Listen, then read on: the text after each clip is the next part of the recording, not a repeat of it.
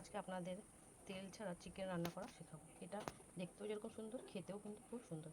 প্রথমে আমি 1 চামচ নুন দিয়ে দিলাম। এরপরে আমি এখানে 1 থেকে 1.5 মতো একটু দই দিয়ে দেবো। টক দইটা এখানে মেখে রাখবো, নুন আর টক দই। চলুন মেখে নিই। চিকেনটা দই আর নুন দিয়ে ভালো করে এই যে দেখুন মেখে রেখেছি। এবার এটাকে আমি আধ ঘন্টার জন্য ম্যারিনেশনে রাখবো। চলুন এটাকে ঢেকে রেখে দিই। এবার দেখুন আমি মশলাটা তৈরি করে নিচ্ছি। এখানে দিয়েছি শুকনো লঙ্কা, কিছুটা কাঁচা লঙ্কা, আর দিয়েছি গোটা জিরে, পেঁয়াজ, আর ভেতরে আছে এই যে আদা আর রসুন। চলুন পেস্টটা করে নিয়ে আসি।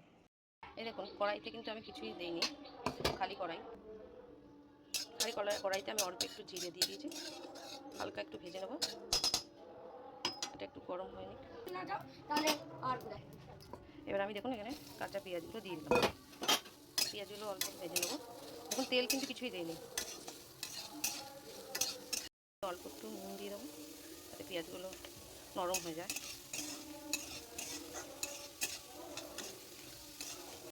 দেখুন তেল ছাড়া দিয়েছি, তাও পেঁয়াজটা কি সুন্দর ভাজা ভাজা যাচ্ছে। শুধু নুন দিয়েছি, তাতে পেঁয়াজটা নরম হয়ে গেছে, প্রায় ভাজা ভাজা। দেখুন লাল লাল একটা শেড এসেও গেছে। আমি এবার অল্প একটু হলুদ দিয়ে দেবো, পেঁয়াজটা সুন্দর কালার চলে আসে। কি আমি এই যে বাটা মশলাগুলোও দিয়ে দেবো।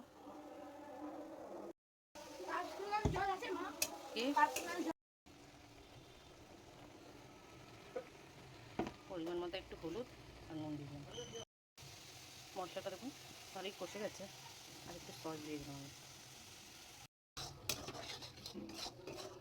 আর একটু কষিয়ে নিই, তারপর আমি মাংসগুলো দিয়ে দেবো।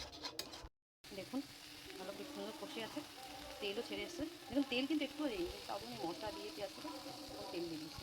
এবার আমি মাংসগুলো দিয়ে দিই। মাংসগুলো তো আগেই টক দই আর নুন মাখিয়ে রেখেছিলাম।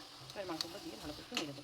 দিয়ে দিয়েছি, মশলাটা আগেই কষিয়ে নিয়েছি, তখন দিয়ে নিই। আর এই একটা এই যে গোটা রসুন দিয়েছি, এটা খুবই ভালো লাগে খেতে। আর এই যে দেখুন বড় বড় করে আলু দিয়েছি। চিকেনগুলো যেহেতু বড় বড়, এই জন্য এই যে মাংসটা মানে আলুগুলো একটু বড় বড় দিয়েছি। দেখুন আমার প্রায় কষানো হয়ে গেছে। এখানে তেল যে দেইনি বলেন, আপনারা বুঝতে পারছেন? আমি তো কিছু বুঝতে পারছি না। কমেন্ট করে প্লিজ জানাবেন। তেল ছাড়া মাংসও এত সুন্দর হয়। এক ফোঁটাও যদি আমি তেল দিই তাহলে আপনাদের কী বলবো। অফ ক্যামেরায় আমি দিয়েছি, আপনারা হয়তো এটা ভাবতে পারেন, কিন্তু না, সত্যি। আমি ভাবলাম যে সত্যি সত্যি করে দেখি, ভালো হোক খারাপ হোক সেটা আমরাই খাবো। তা দেখুন এত সুন্দর কালার যদি তেল ছাড়াই আসে, তাহলে তেল নষ্ট করে কি? মাংসটা দেখুন আমার কষানো হয়ে গেছে। আবার এদিকে আমি এই যে উষ্ণ গরম জল বসিয়েছিলাম, হয়ে গেছে। এবার উষ্ণ গরম জলটা দিয়ে দেবো।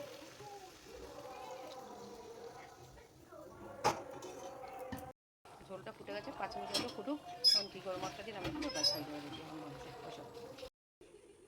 এই যে দেখুন তেল ছাড়া রান্না করেছি মাংসটা, কিন্তু একদমই বোঝাই যাচ্ছে না কত সুন্দর লাগে। দেখুন আপনি কি বুঝতে পারছেন যেটা তেল ছাড়া রান্না হয়েছে? প্লিজ কমেন্ট করে জানাবেন। এটা আমার আজকে রবিবারে দুপুরের লাঞ্চের মেনু। কার কার খাওয়া হয়নি সবাই চলে আসো।